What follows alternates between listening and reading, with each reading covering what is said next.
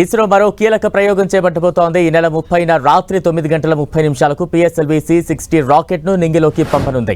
Satish Dhawan space సెంటర్లోని తొలి ప్రయోగ వేదిక నుంచి ఈ ప్రయోగం చేపట్టనుంది. ఈ రాకెట్ ద్వారా 400 కిలోల బరువుతో రూపొందించిన స్పాడెక్స్ అనే అత్యాధునిక సాంకేతిక పరిజ్ఞానంతో రూపొందించిన జంట ఉపగ్రహాలను నిర్దిష్ట కక్షలో ప్రవేశపెట్టబోతోంది. ఈ నెల 5న ఇస్రో విజయవంతంగా ప్రోబా-3 మిషన్ను విజయవంతంగా ప్రయోగించింది. PSLV C-59 rocket European space ఏజెన్సీకి చెందిన ప్రోబా-3 ఉపగ్రహాలను నిర్దేశిత కక్షలోకి ప్రవేశపెట్టింది. ఈ విజయవంతమైన ప్రయోగం తర్వాత ఇస్రో ప్రస్తుతం పిఎస్ఎల్వి C-60 ప్రయోగానికి సిద్ధమైంది. ఇందుకోసం రాకెట్ అనుసంధానం పనులు పూర్తి చేసింది.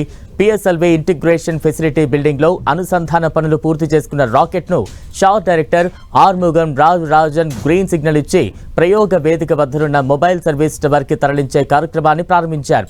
ఆ తర్వాత రాకెట్ MST వద్దకు చేర్చారు. రాకెట్ శిఖర భాగాన ఉపగ్రహాన్ని అమర్చి ప్రయోగానికి సిద్ధం చేయనున్నారు.